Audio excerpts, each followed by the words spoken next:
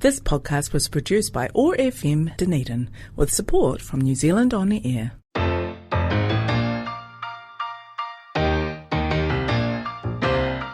Ever wonder about the stories of the women around you? We wanted to create an intentional space for women to share the wisdom they have gained through life experiences. Tune in to be in awe of some of the Wonder Women in our midst. Wondering Women on OAR Dunedin.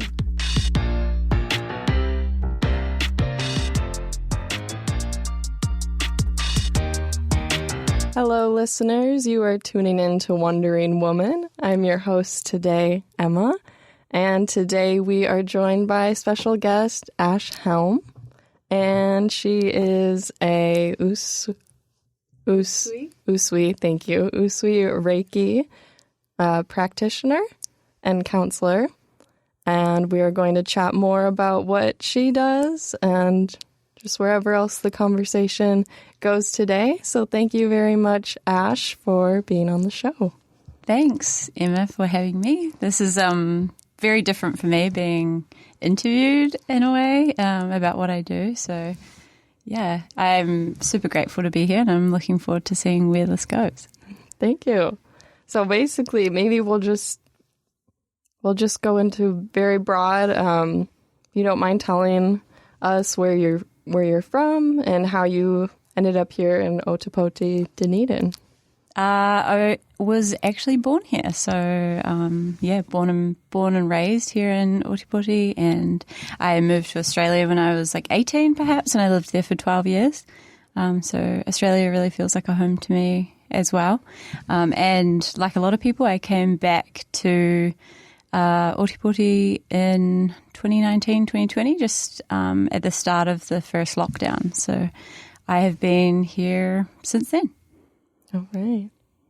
And what is, clearly I am not very familiar with Usui Reiki. Could you tell us a bit what that is? Yeah, so Usui Reiki was developed in the 1920s by Mikao Usui in Japan.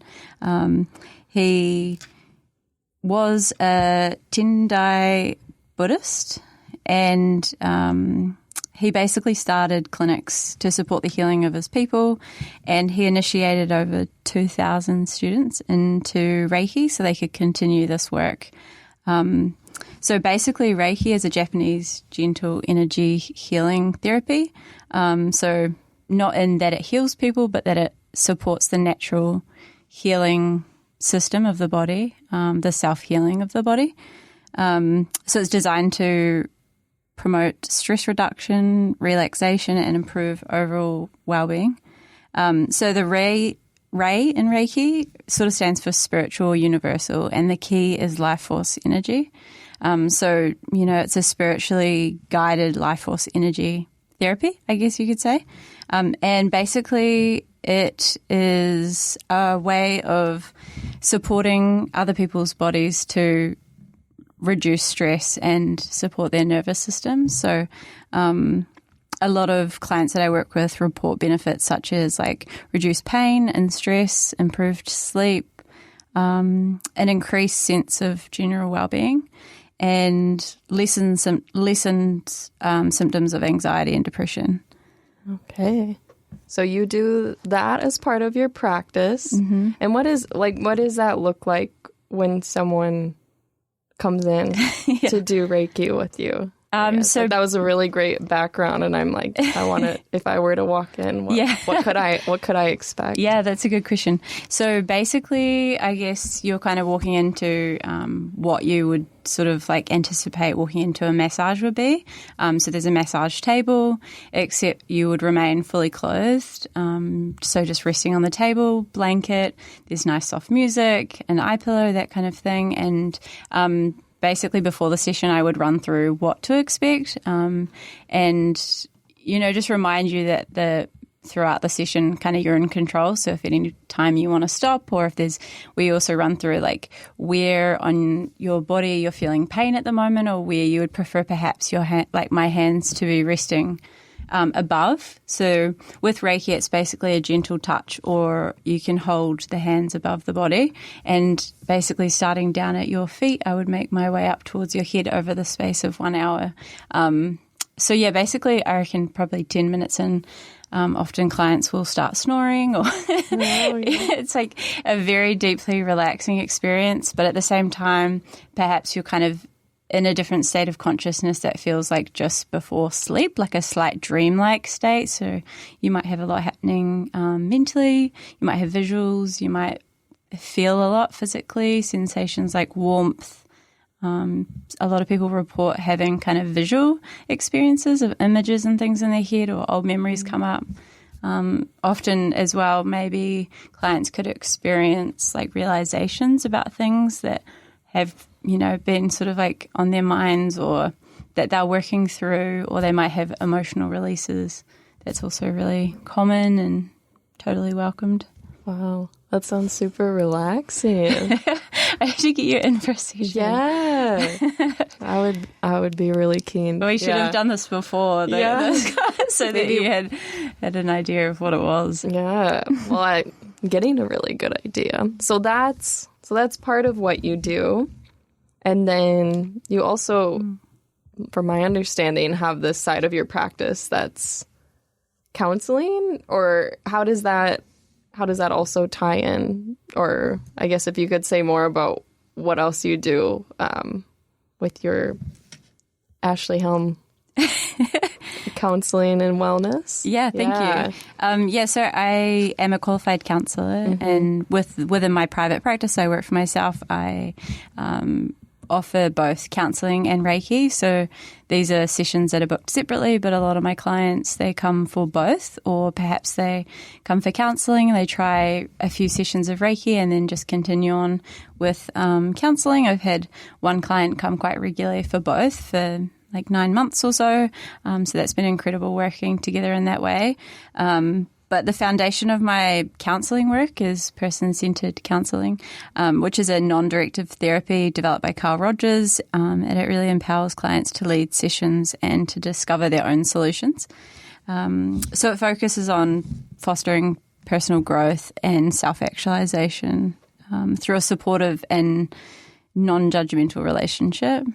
So the therapeutic relationship is super important.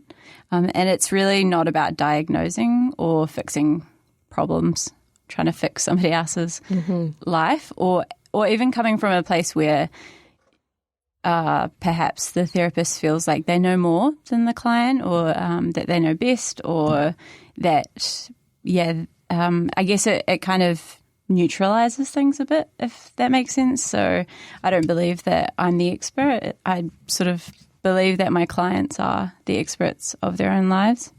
Totally. Yeah. And so your job is to kind of help support that wisdom that individuals hold, or I think my aim, and something I'm always working towards, I guess, is helping to facilitate my clients to connect within themselves. It's also, I guess, a space to process emotions and experiences that perhaps hadn't been processed or understood, or that are still weighing on people. I guess I also like to bring attention and invite the exploration of somatic experience during sessions. So that's like bodily sensations of my clients throughout sessions, to connect them to their felt experience, and I guess to support the discharge of trapped energy within the body. A lot of nervous system safety work, and I guess understanding the language of the nervous system perhaps, and getting to know your body in a way that is connected to your nervous system and its responses. So does that look like when you're discussing something with someone, just asking them how it feels in that moment to talk about that, or how it felt while they were experiencing it, if that makes sense, or both? Yeah, I guess the way that we often work is with what's happening in the now. So as somebody is talking about an experience or expressing feeling in a certain way, I might ask where in their body that they're feeling that now. And, you know, with permission, we might explore that a bit deeper. So I guess in that sense, it's starting to bring awareness into the body and into the felt experience rather than just talking and in the mind. And that could go quite deep. You know, it could start out with where in the body you feel that, and then what kind of shape it has, what color there might be. And we really explore it in a way that is...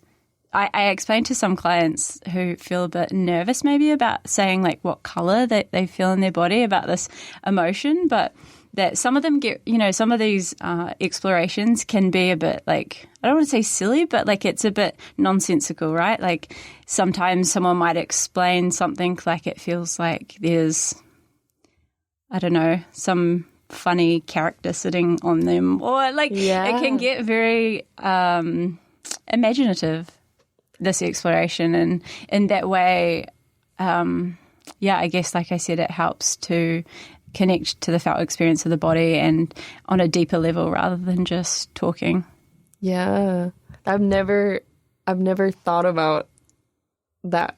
I've never been prompted to think about like what color.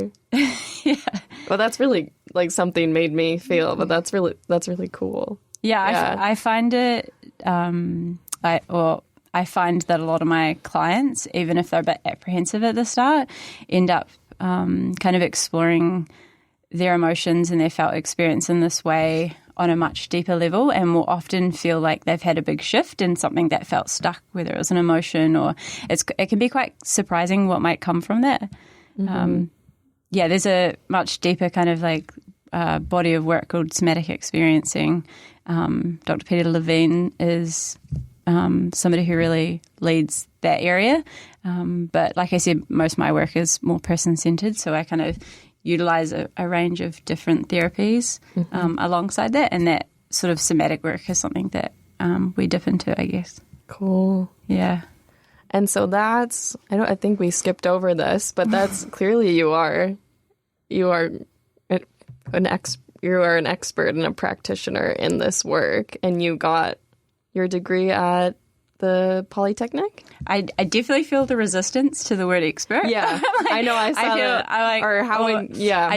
I definitely don't feel like an expert, and I guess I'm used to within the counselling space, like openly, you know, even saying to clients at the start, like I don't believe I'm the expert, and so. Yeah, I guess I had a bit of and the other part of that, I guess, is like knowing that I'm, you know, a forever student of life, and I will just continue to learn and grow, and so probably will never be an expert, but I'll do my best to learn as I go. But I did get my qualification from Otago Polytechnic, so that was 3 years in the Bachelor of Social Services, specialising in counselling, and then I feel like a lot of what I have to offer in the counselling space has come from a lifetime's worth of experience, including my own journey and just invaluable life lessons and growth, and my own work in therapy that I feel like has hugely shaped me and has been some of the best education that I think I could ever get. Yeah. Yeah. How are there any experiences that come to mind that you feel like really either like shaped your journey to what you're doing today, or I don't know if you don't mind speaking to anything that comes to mind, like I guess what I'm getting at is like anything outside of your, you know, qualification, your classes. Yeah, like life experience. Totally. Right? Yeah, massively. I mean, there's been so many things throughout my life, but probably a massive one, hugely like transformative, was maybe I think I was around 26 years old, and I basically had a complete mental breakdown, you could say, but at the time it was super confusing, and now looking back I just see it as like a huge breakthrough to my authentic self. So it was a period of like a lot of grieving. I had a lot of childhood trauma that had just come to the surface because of some experiences that I went through, and at the time, like back then, without any kind of like understanding of where it was all coming from, it was hugely confusing and pretty devastating in some ways to go through. But at the same time, now I look back and I'm so grateful for that. And there was something else I was going to say to that, but it's just gone. But a lot of grief, I guess. And I think I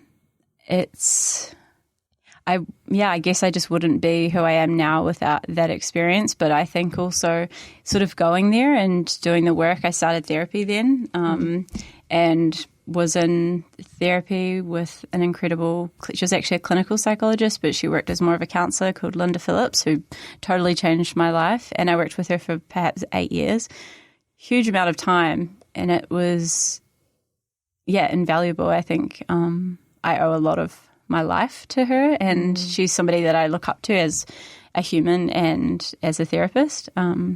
And then actually this rolls into another thing we had talked about, whether there are other people, that sort of you felt were important for my journey. And I think also Will Donnelly and Gwyn Woodman are people here in Dunedin who are healers themselves. They work with more in a holistic way. Will's a rongoa healer, and they both have been hugely supportive of me on my journey, especially here in Ōtepoti. So they're Kiwis that I can speak to, because Linda was an Australian in Melbourne. But I feel like almost that perhaps the most challenging things that we go through in our lives can be great initiations into a deeper connection with ourselves, living a more authentic life, a more meaningful life.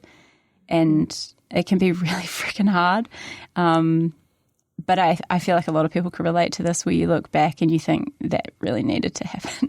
Yeah, but it's so hard sometimes to finally come and be patient enough to come to that realization sometimes. Yes. But it's so true. Sometimes it takes a lot of grit, Like I feel like a lot of tenacity is required when it comes to getting through challenging times, especially with your mental health, because it is a daily thing that you're working towards, and a lot of the time you can't see the light. And I think that's perhaps the hardest part, going through like a dark night of the soul. It is just that. It is just darkness. And it's just, I guess, holding hope, or having people that can hold hope for you, that you can get through that time and that life can look totally different. Yeah. Yeah. Well, thank you for sharing about some of that. And I'm curious, when you said you did like 8 years yourself, seeing Linda, was what you did, you said she was a clinical psychologist, so was that a little different than what you do now as a practitioner? Or I mean, do you find she has that you carry some of that wisdom you gained as well? Clearly that was very transformative and probably shapes the way obviously you exist and practice in life, but does it look different or similar? Yeah, I guess like she was a trained clinical psychologist, so it's very different to my training. Yeah. But even, with her own words, said that she works as more of a counsellor, so less in the, I guess, diagnosing space, and perhaps even coming from less of the expert seat, but really being there alongside you. And I think I forgot your original question. It was kind of a... has she kind of... do I see some of her work in my work? Yeah. I guess, I feel like, for sure, I think her...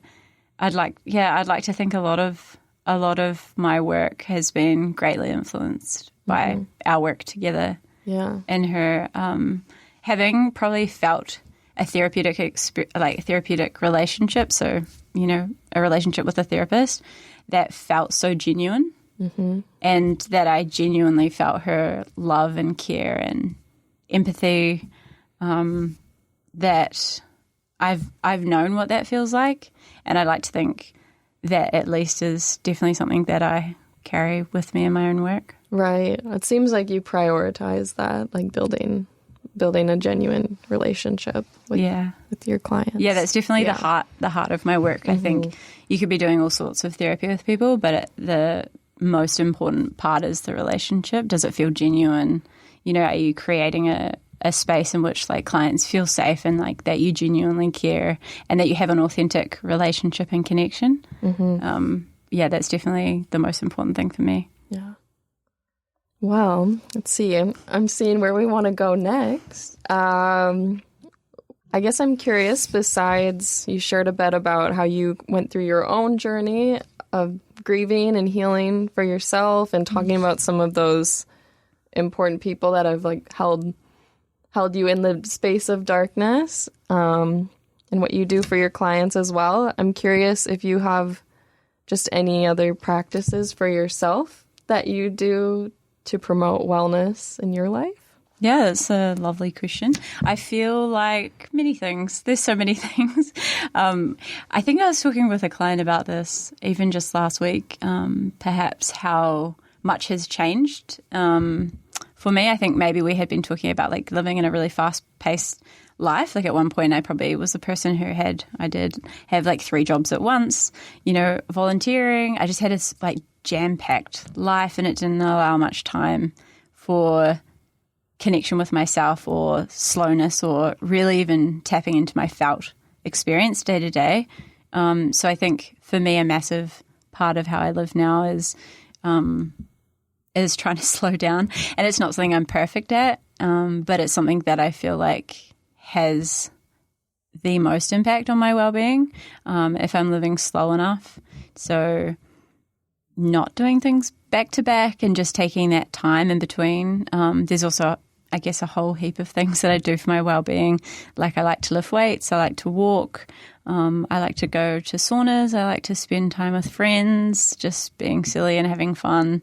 I don't know, doing creative things, but probably like massively one of the major ones is spending time in nature. I think that's huge. And sleep. I am a sleep queen or a nana, whatever you might like to call it. I think, yeah. That makes 2 of us. Like 9 to 11 hours sleep at night is like gold, you know. And I definitely notice if I have less than that, everything is affected.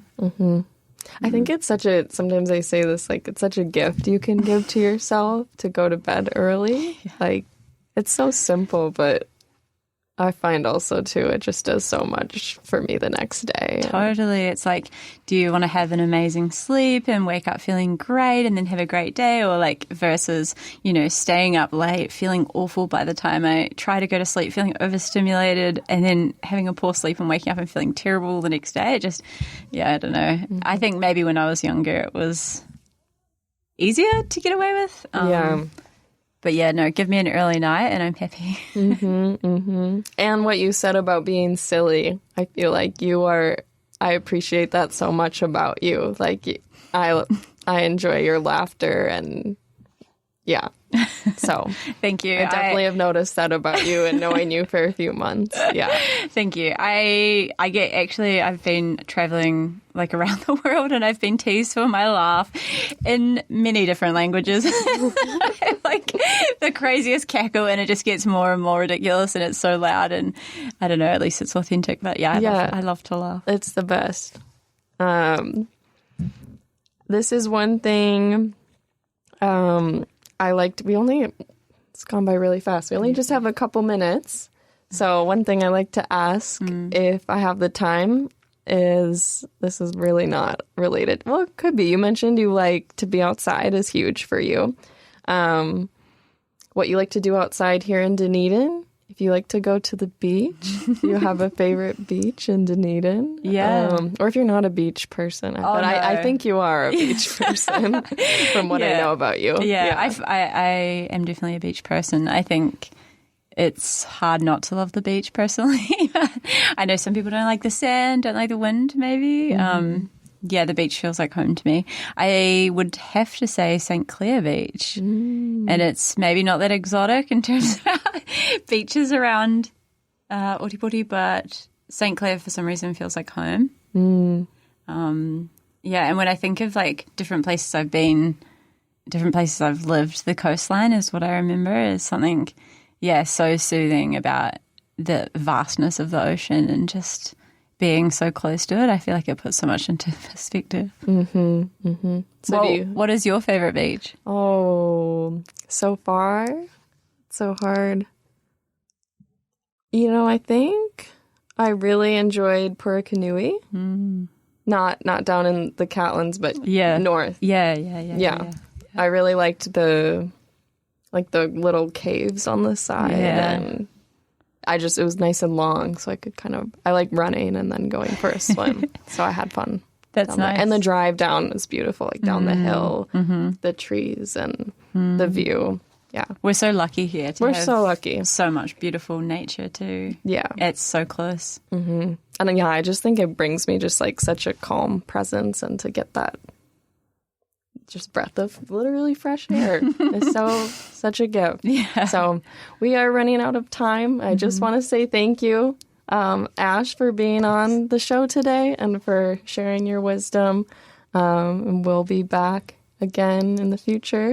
Maybe for a part 2 or with some other special guests. So thank you for listening. Thank you so much for having me. This has been lovely. Yay. Have a great day, listeners. This is Wandering Woman on ORFM Dunedin.